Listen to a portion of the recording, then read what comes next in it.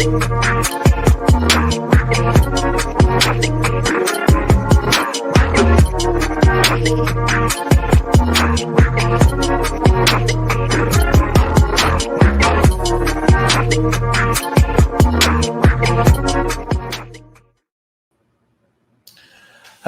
you're watching Black Comics Universe, streaming here exclusively on The Experience. I'm your host, Imani Lateef.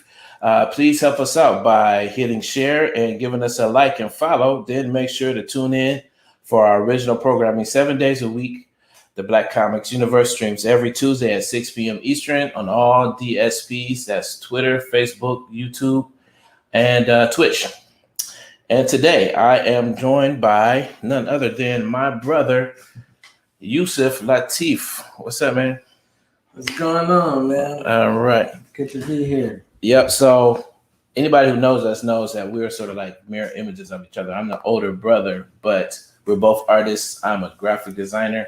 My brother Yusuf here is a fine artist and muralist and an art educator, art teacher. Work here in Toledo, Ohio at the Toledo School for the Arts. Tell us a little bit about your artistic journey, like what type of mediums you're into. I think like a lot of kids, like us, we started with drawing. Mm-hmm. It was like we drew all the time. So and then those were the tools that were like closest to us. Right. And then of course you get into like junior high school, and then they start throwing like paint at you and like clay and so early on, I got into a program called Young Artists at Work, and I was in the mural program there, and it was the first rollout of the program, and it was very impactful. Okay. Super impactful for me, and I think at that point, at that moment, I knew I wanted a career in the arts, some way. And then that same summer, I went to a NAACP ACTSO competition. Right. And it was a national competition. We competed locally, and I was fortunate to be able to go into the nationals. And I saw so many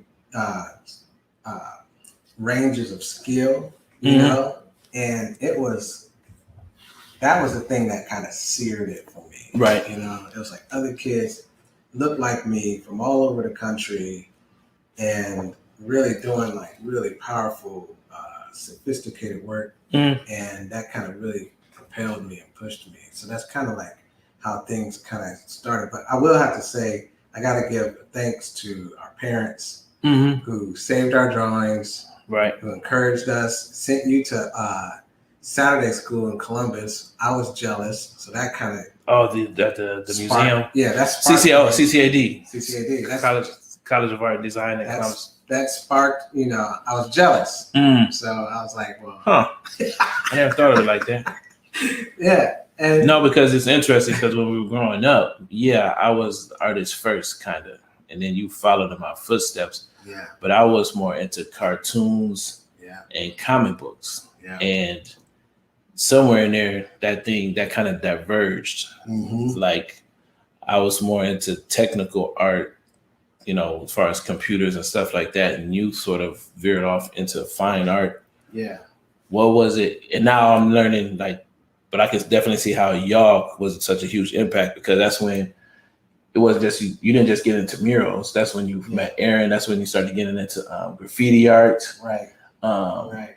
You met Dustin there too, I think. Sure did, yeah. Dustin Hosteller from Toledo, Ohio.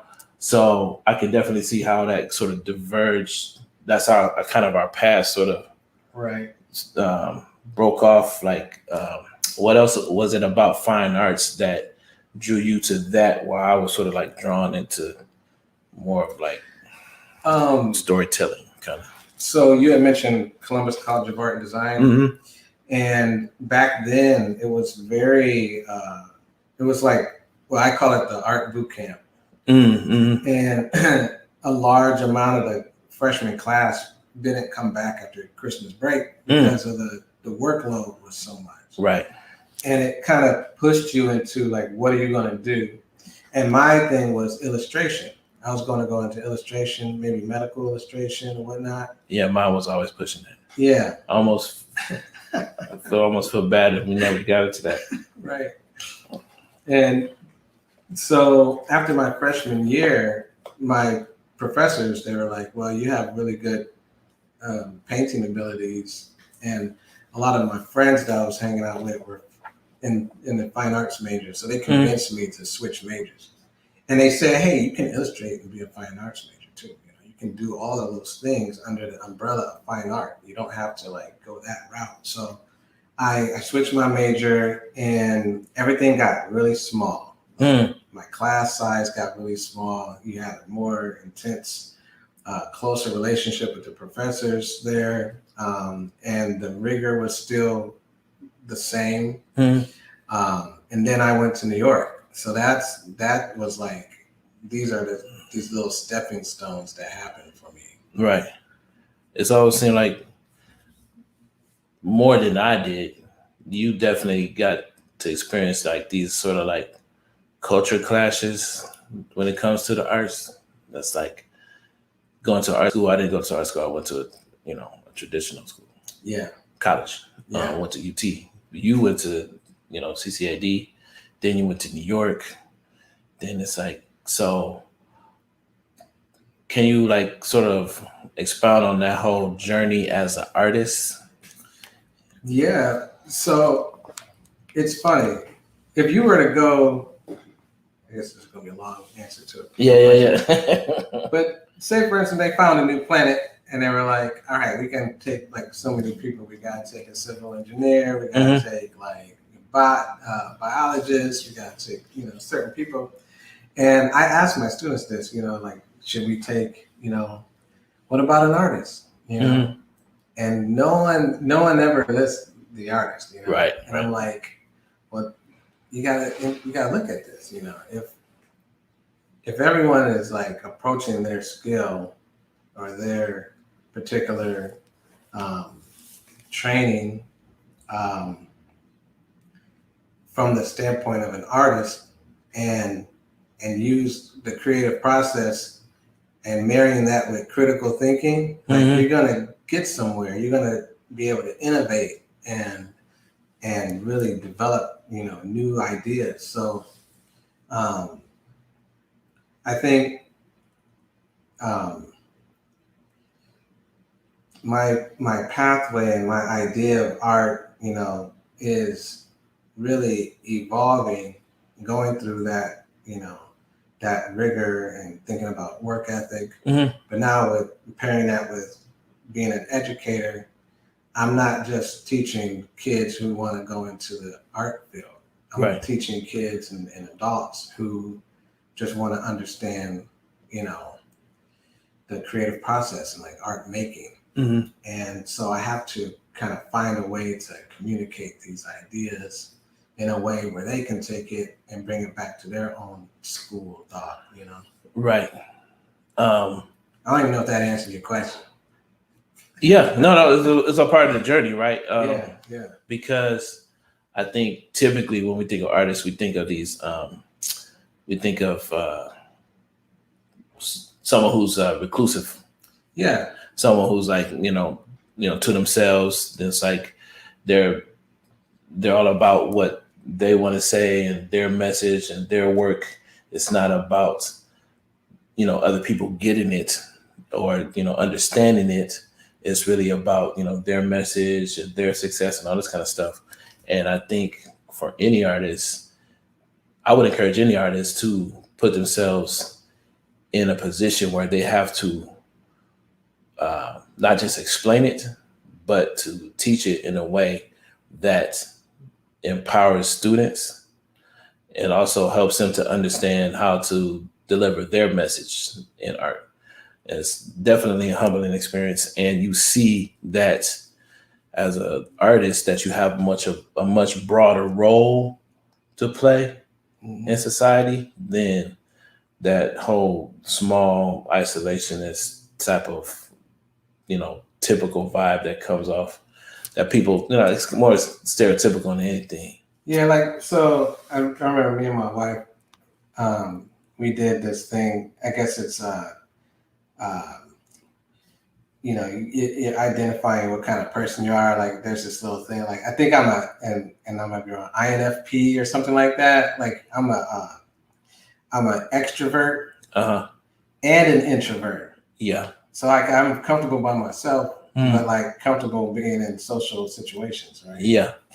Whereas my wife is like total introvert, Right. like she doesn't like to be social.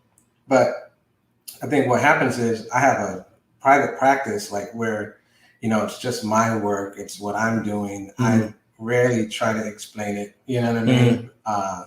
And then there's a social practice where you're trying to engage with people and you want to share the process, and you don't want it to be so over the top where people can't enter into this idea of the arts, because I don't want this idea where it's elitist or lofty, like. But then at the same time, you got this idea of like, well, everything is art and everybody's an artist, It's not that either, Right. It's an awareness, But I think there's a way to marry these two types of artists. These two types of people. I think are important, and I think there's a lot that needs to be put back on the audience, right? Like. As in responsibility on the audience? Yeah, it's important to like encourage the audience to use their own imagination and bring their own experience to the work, because then you can share and teach the artist that actually made that work. Because I'll make something and I might have some type of, it might be in context or something, but I'd rather hear what someone else thought of it first, right? Then share mine, because now I'm not leading them into the answer that I want. I get to actually communicate and learn new ideas, something that I had no idea I was doing. You know what I mean?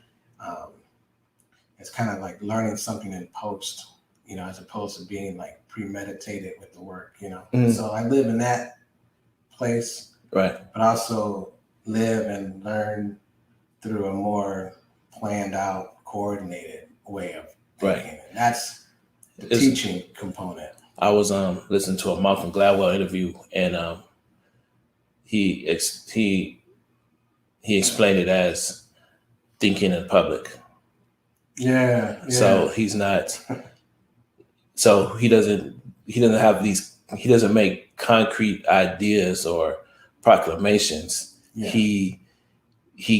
He presents ideas that have, it gives him enough room for other people to come in, ask questions, add some to it, take something from it.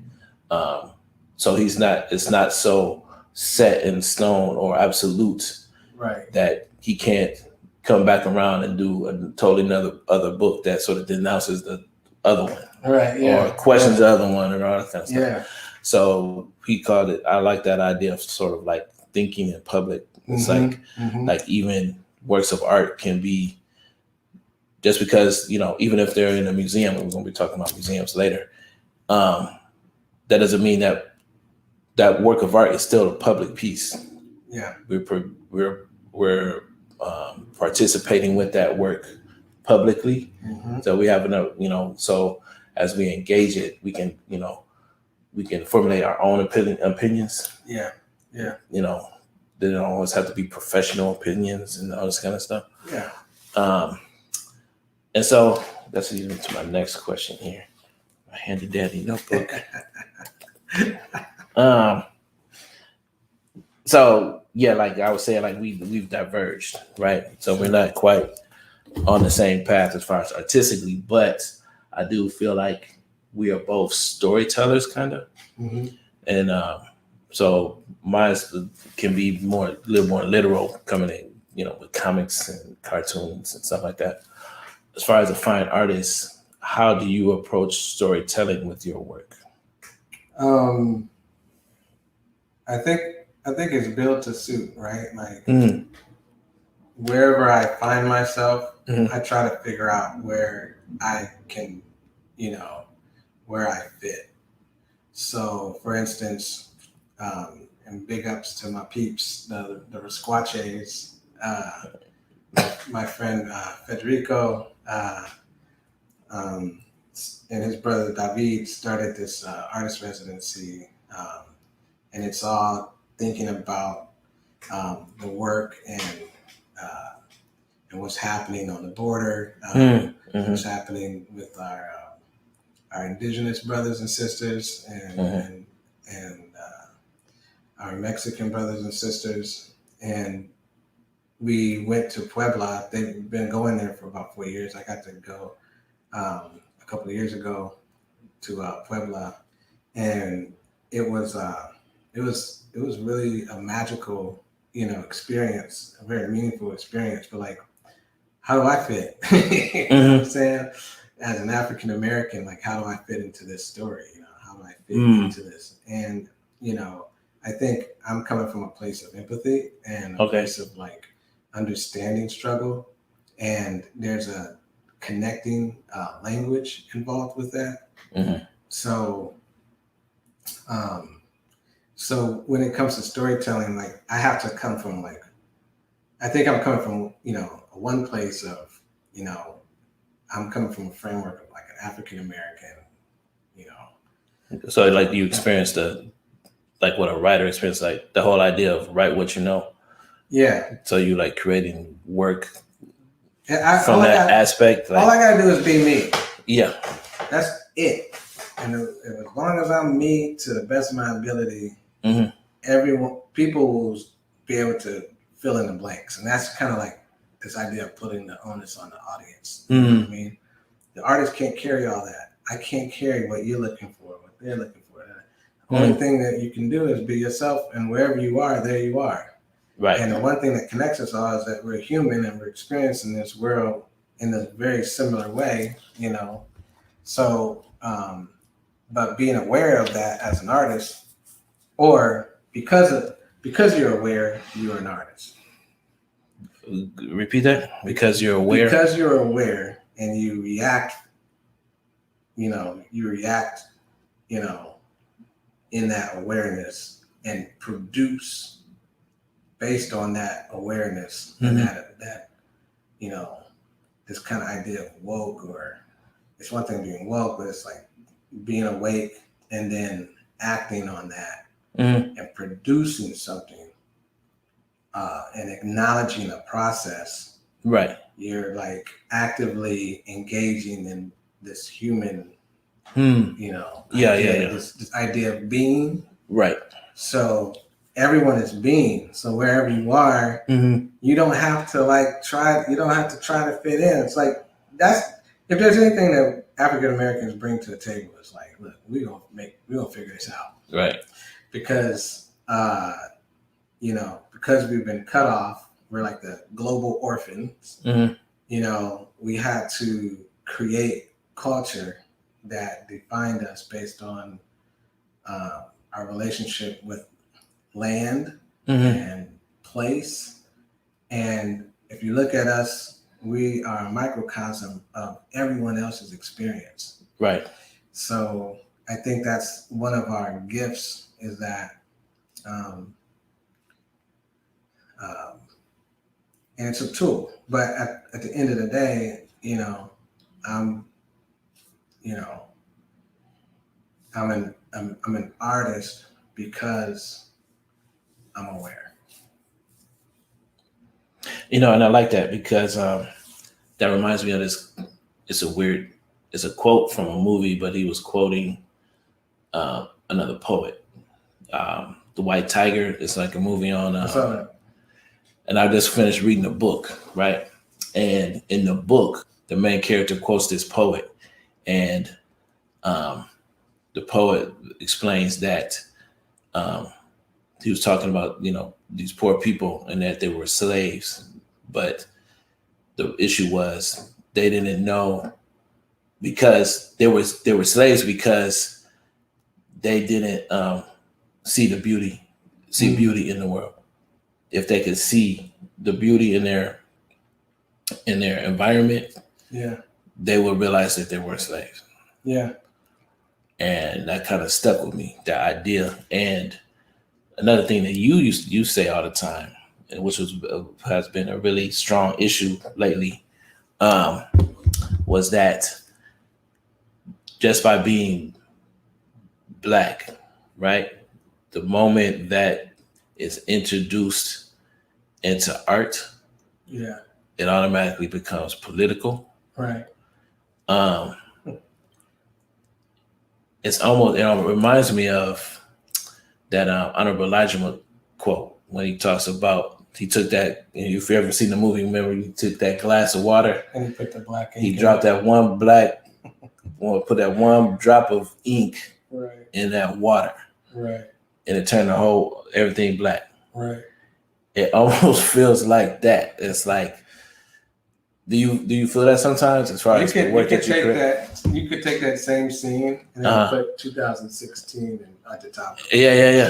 Because like everybody turned black in 2016, and like everybody was black. You know what I mean? Everybody started to see the physicality of the Black experience.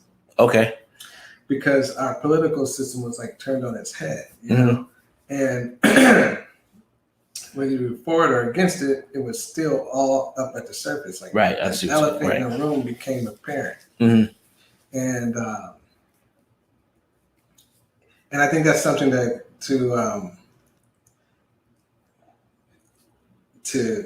and that's something to be aware of, but it's not something that should always lead the conversation.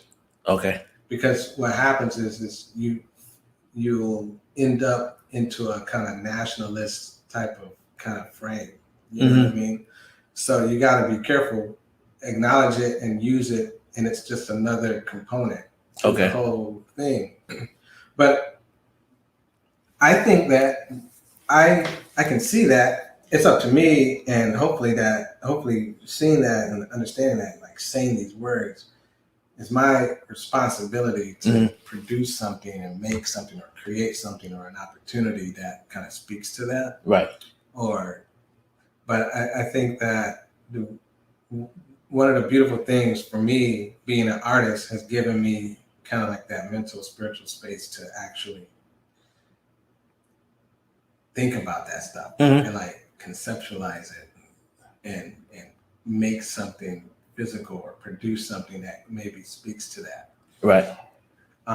And I, just always kind of coming back to, the artist's journey, I think that, we used to do this all the time, like go to movies and just break the movie down as kids, you know what I mean? Yeah. And I think that was, again, this creative, having a supportive family and being able to think, it's kind of like Malcolm can sit in a room and draw and think, but he's drawing, but he's thinking at the same time. He's like figuring stuff out, you know? It's a picture of a superhero, but that it's not just a picture of a superhero, you know? This kid, he definitely put in his 10,000 hours. You know? So they said you got to come into the scoot over. Yep. Pretend like you've been here before. Been on television before. You know what I'm saying? All right, stop laughing. Look serious. All right, no, for real. So, on that note, pull up the MLK image, Kyle. So I like the way you approach it. Sort of like, like to be aware that it's happening and know when to engage and when to pull. I guess knowing when to turn up the heat on it, and then turn it down. So how do you know, like for instance, this image you're pulling up, like explain like the process of that, or like in it, or I guess like, so I guess that would be like on the far end, on a political, as far as political imagery, right? Yeah. So this is my, this is me, like you do a lot of collages like this a lot. Yeah, and I like collage a lot. That allows me to kind of get thoughts out quickly. But this particular image is me kind of clapping at capitalism. And this marriage of art in capitalism, which for me is can be problematic and touchy, and then coming at it from an African American experience and growing up in a house where our father is very, our parents, I should say, are very, they're activists in their own right, just being themselves, and the work that they did and do. I could, for some reason, I couldn't put my finger on it, but I was like, I can't stand Martin Luther King Day. The commercialization of it. Yeah, like I remember it was some job, we were cleaning inside of the school. We were like janitors or something like that for a moment. We had like a janitorial contract. Oh, you had a janitor's contract. Yeah, I remember. And on the walls, it was these Black History Month posters of these notable Black folks in history. And I was like, these are cool. And they were like really nice painted illustrations of these portraits. And then right in the corner, it was like, sponsored by Budweiser. And I'm like, we're in a school. Right. Oh, Black History Month, the posters, and then there's the Budweiser beer symbol on the poster. Right. Like in the school. Well, you know what I mean? So like, weird about that's a problem. So like that image you got like, and McDonald's is good at it, man. They're like really good. They were like one of the first folks that like really started to put Black folks at the forefront in their commercials. Remember the one commercial?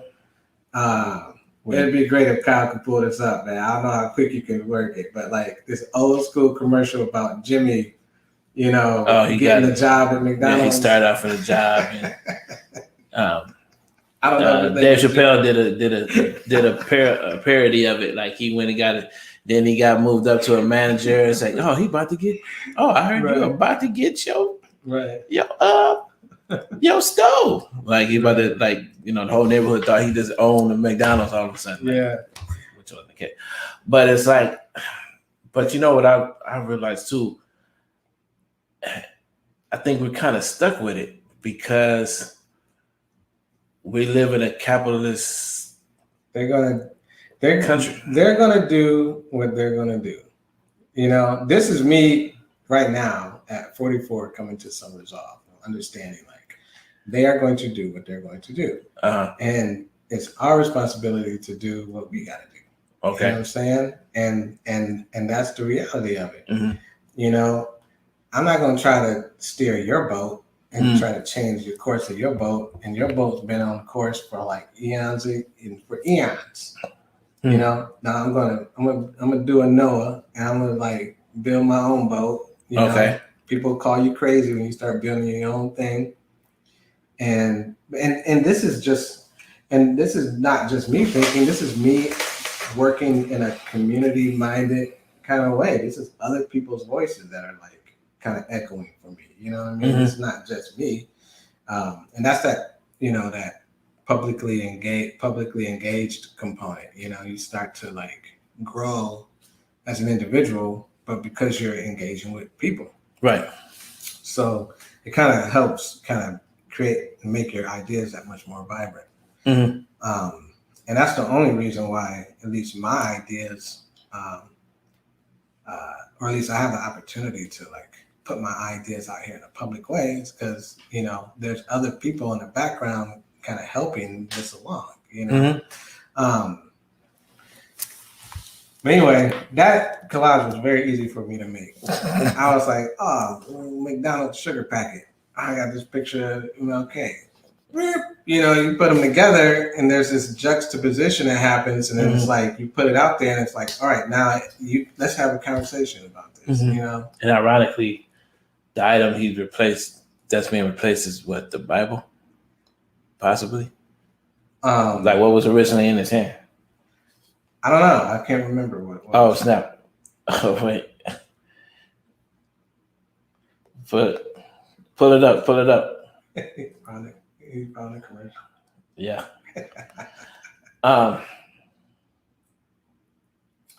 No, but I think that it's being aware, so you're aware of it, and see, that's material. for an artist or like a comedian or anybody. That's material you can use. You can just play with that stuff all day.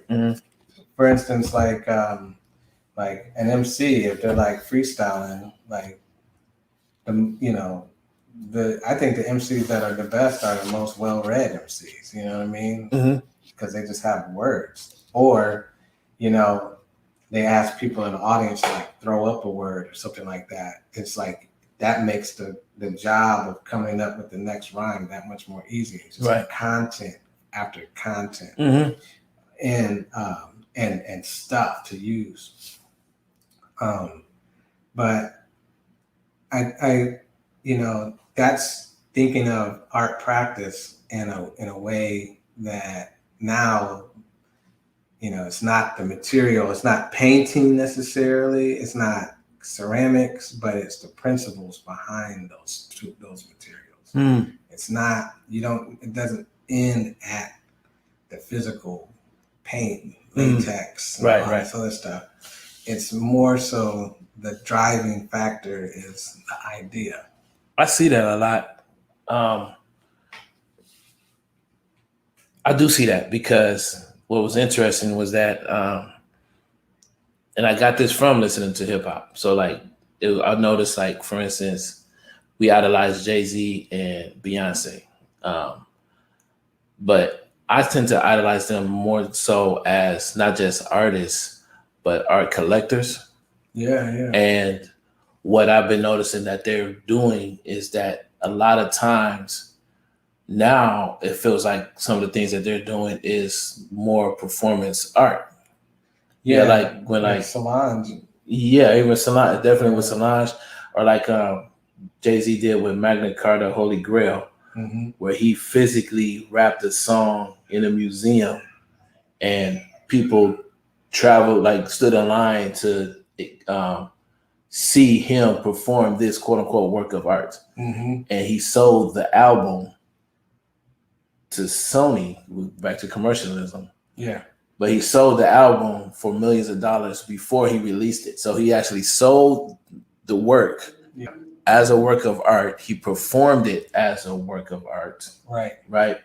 And he got that idea from a famous artist who does for performance art.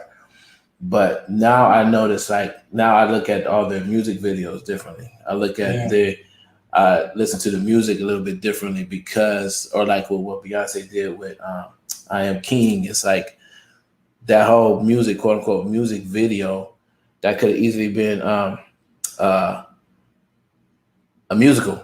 Right. You know what I'm saying? And it's sort of like, and so it's like compounds on itself. It's like, coming from this one single idea.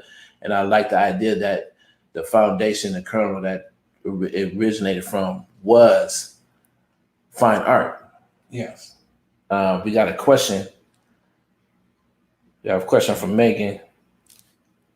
And it is, I might have to give you a little question. What role does art play in the family dynamics? What role does art play in family dynamics? So that's a good question. Before you do that, let me reset the room. You're watching Black Comics Universe presented by Peep Game Comics, exclusively here on The Experience. Please help us by hitting share and giving us a like and follow. And then tune in every week on Tuesdays, 6 p.m. to check out the Black Comics Universe here on The Experience. Follow The Experience on all DSPs at _EXP. All right. What role does art play in family dynamics? Well, to my homies and peeps out there, actually all the ages, from toddler to newborn to teenager to young adult to adult, I think that as an artist and as an artist family, we have to learn how to be flexible and learn from our own, learn from the lessons, and I think everything is like it's a creative process. You know what I'm saying? It's Mm-hmm. like you gotta figure it out. Like Naima, my daughter, she'll ask me to tell her a story, Mm-hmm. and you know, I'm not gonna like. You got to perform. I gotta perform. All right. Yeah, see now you're saying something. So like, it is performative. Teaching is performative, and you're in these roles, right? And you want those roles to help you communicate the things that you're trying to instill on that child, or the things that you're trying to, communicate to your partner, so that the house is peace. There's peace in the house, and it helps you get into these not lofty ideas, but like it helps you contextualize. Like, what I realized is that even as an artist, I don't utilize art enough to help resolve or to manage my family as much as I should. Like I think you might be wrong about that. Sometimes I think like maybe some of the issues that you might typically find in any family, right? And you would think that as an artist, I will be utilizing art for me to resolve those issues. But I think just like any parent, I'm always looking at, well, there's a more traditional approach to that, or there's a more sacred even approach to that, where it comes to religion and all that kind of stuff comes into play. Let me give you an example. So like Naima yesterday at school, this little boy said, "I'm smarter than you, and my brother's smarter than me," or something like that. And Naima was like, "Yeah, kind of agree with him. Like, yeah, you're smarter than me." And me and Rachel were like, "Well, wait a minute. Wait a minute. Whoa. You are smart." Right. So we do this thing. It's a role play.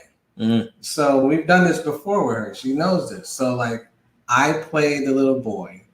She plays her, or vice versa. So first she's the little boy. She goes, "I'm smarter than you." And I tell her, I say, "I am smart and you are smart. And that's that." And I reverse it. I say, "Okay, now you're Naima and I'm the little boy." And I just play it up. I'm like, "I'm smarter than you, blah, blah, blah." And she's like, "No, you're smart and I'm smart. And that's that." And little kids, they want to repeat that stuff. So she's like, "Let's do it again. Let's do it again." So now she goes to school.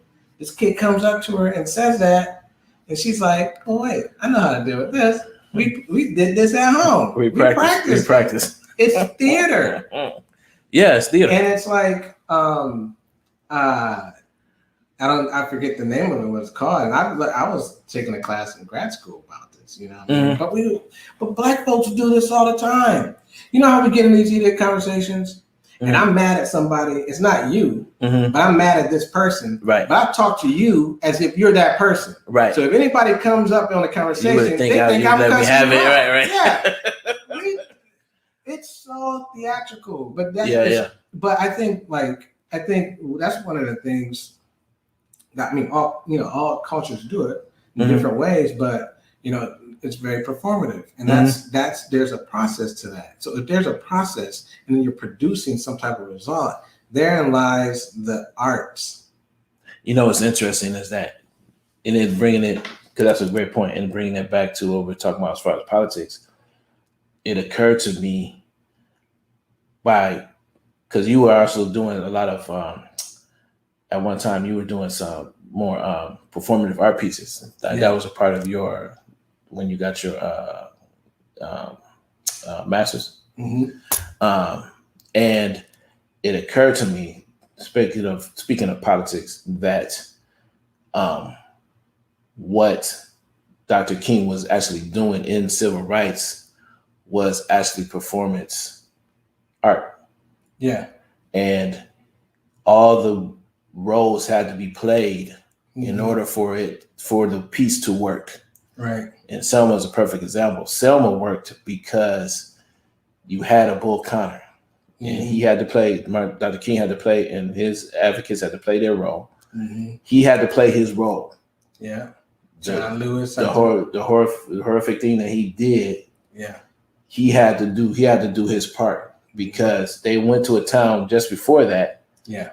And the heroes there didn't play their part, or the villain didn't play his role. Right. He didn't engage. He didn't arrest anybody. He didn't do any sort of violence towards them. And for that reason, he had to move on because there was the art piece, the performance did not go off as planned. He had to have all these roles in place.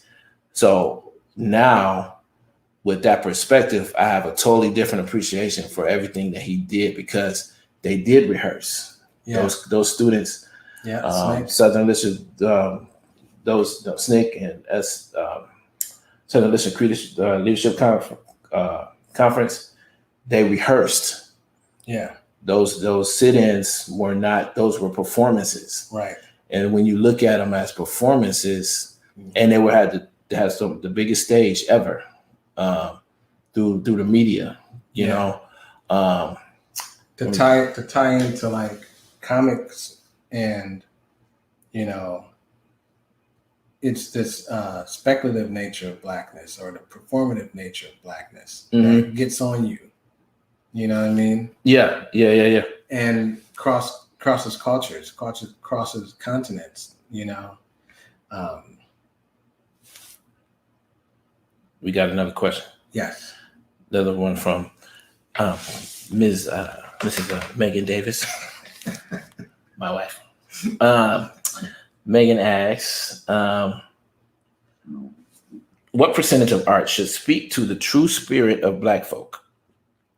And what percentage is designed to entertain, or are they equally necessary, and why? Want me to repeat the question? Yes. What was this first part? What percentage of art should speak to the true spirit of Black folk?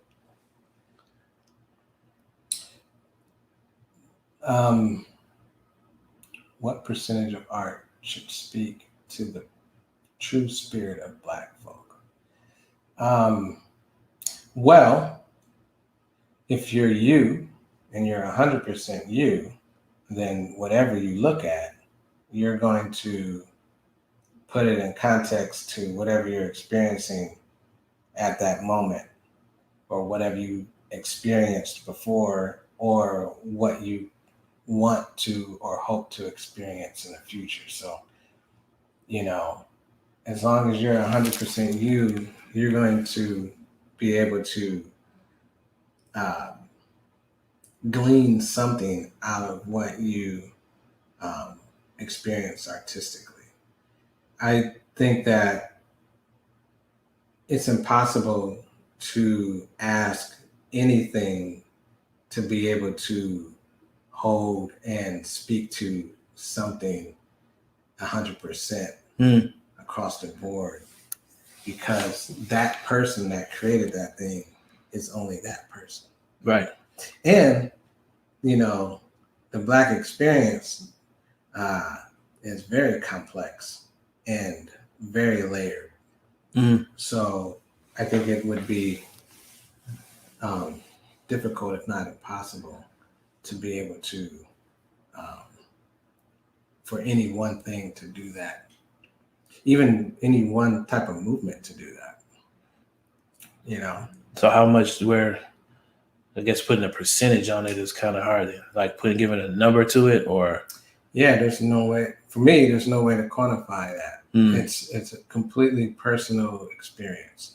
Because it's sort of like, I do experience that sometimes, like for instance, in comics, I'm a fan of comics in general, but it's interesting that when I approach Black comics, I feel like there tends to be more duty involved than entertainment. Okay. You see what I mean? It's sort of like that's the second question though. Well, that's what I'm saying. It's like not so much quantifying it like in a numerical sense, but I do find it is difficult sometimes. Like I'm a huge fan of Static. Milestone Comics just released Static season 1 just came out, and you could tell in the writing of that book, right? This is a comic book, but in the writing of that book, there was a strong sense of duty to address the current racial tension. So like they there was a Black Lives Matter protest involved in this story, and this kid was dealing with racial issues and stuff like that as a quote unquote superhero or superpower being or whatever. So that sense, you could definitely sense that sense of duty. Yeah, is sort of to a degree took priority over, okay, how well was this drawn? How well did this person write the story? How well was this colored even, which is typical conversation when I'm picking up Thor or something like it's like, so like if you're of the default race, default race. Okay. Yeah, gotcha. You can talk about love. You can talk about war. You can talk about all these different things, and race and politics is nowhere around. It's like evil against good, like blah, blah, blah. Right.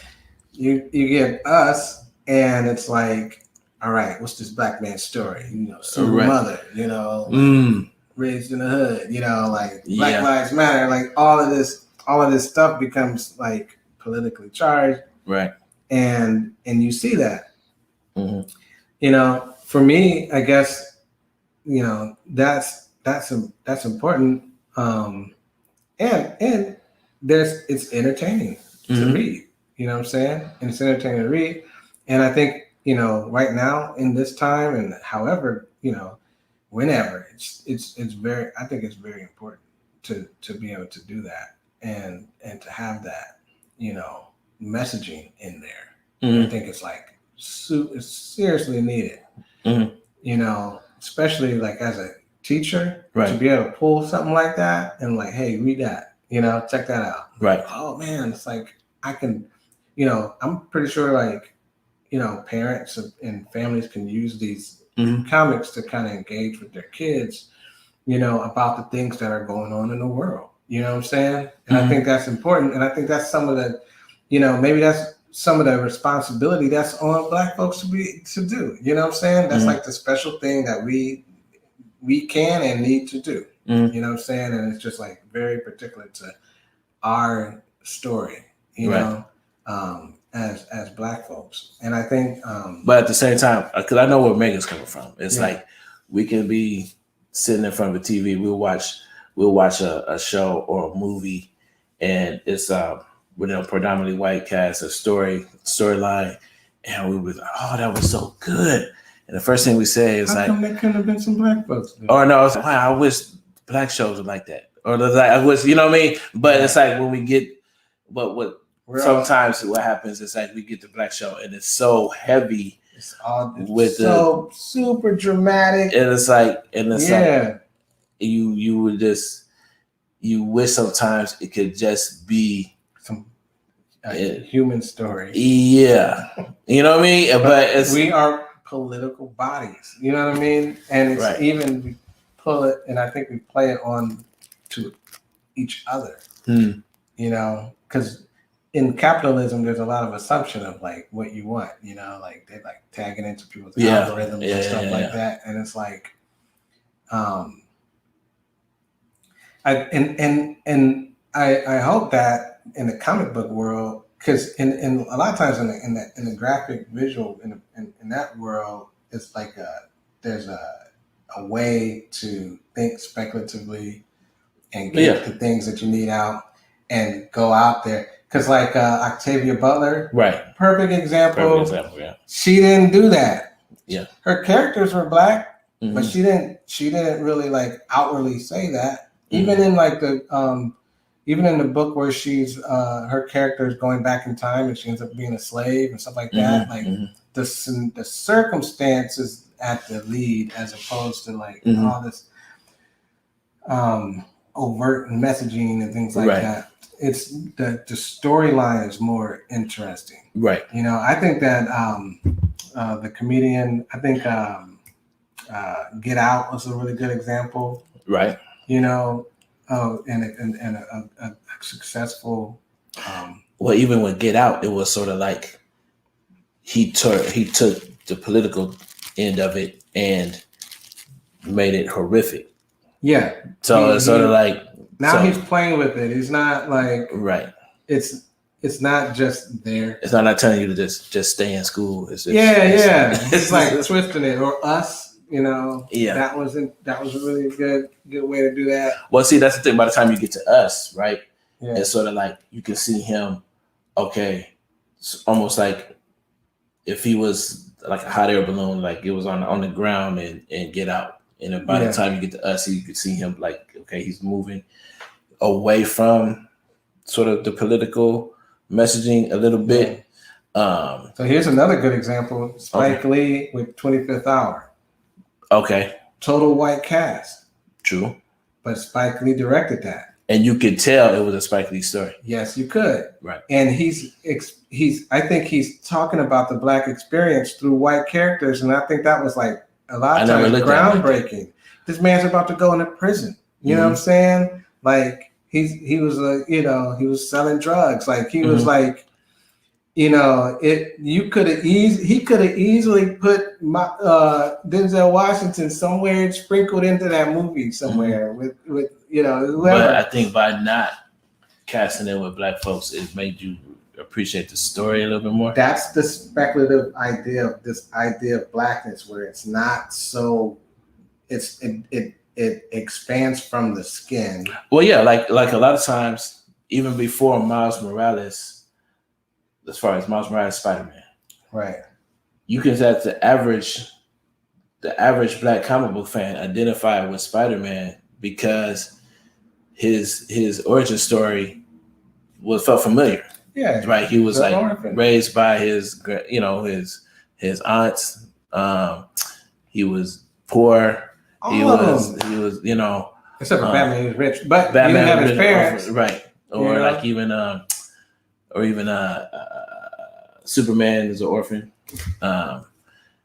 So like even like which has all these other cultural connections with Jewish culture and things like that. But also it definitely we connect to it speculatively as a culture. We identify with that. Right. So by the time you actually get to Miles Morales, we've been prepared for this story. So yeah, we were woven in and embedded in so many different ways and so deep. It's kind of like how James Baldwin during the debate was like, I can't go to Africa and blend in. You know what I mean? They're gonna pick me out really quick. Right. Because there's so much European influence, just me. I'm like my blood and bones are all in this soil, in this land. I'm as much indigenous to this land as anybody else. Right, right. And it's like, I don't know. Here we are going off into our world, how we do when we talk. I don't know where we are right now, but we're on the last 5 minutes. All right. So last 5 minutes of the conversation. This hour flew by. The main reason I actually brought you on here because we just curated a show at the Toledo Museum of Art. Yes. If you can pull that flyer up, thanks, Kyle. It's called Out of the Dark. We basically took pieces that our museum owns. Yeah. And we gave our opinion, us and several other artists that belong to the Toledo Black Artists Coalition. And we explained like our connection to particular pieces. I talked about Carrot Walker, for instance. So I just want, basically in the 5 minutes that we have left, just encourage everybody to follow the Toledo Black Artists Coalition on Instagram. That's Toledo BAC. Follow my brother Yusuf Lateef at Yusuf A. Lateef on Instagram. What else would you like to share? That's 3 minutes we got here. I want to say big ups to the Toledo Black Artists Coalition. And they did a stellar job pulling some things together. And also big up to Candace Harrison and Will and Jada over there at Toll House. And big ups to our friends over at the Toledo Museum of Art. Mm-hmm. And this has all been like a really serious learning experience, and kind of like a really intense engagement, and kind of like public classroom on how to like do this type of work. And I encourage everybody to, check it out and look at the work and investigate it, and do some research into some of the artists that we highlight.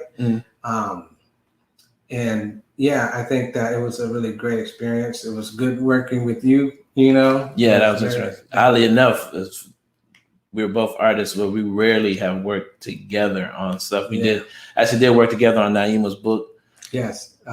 You can check that out. That's called Just Worms for Dinner. Feeding Donald Trump worms. It's by my niece, his daughter, Naima Moon. It's a classic. Yeah. So I just want to and thank you for bringing me on, and really in-depth conversation. That's what we do here at Black Comics Universe. That's what y'all do, man. Yep. And for my brother Yusuf Lateef, and for me, Imani Lateef, this is Black Comics Universe, and thanks a lot.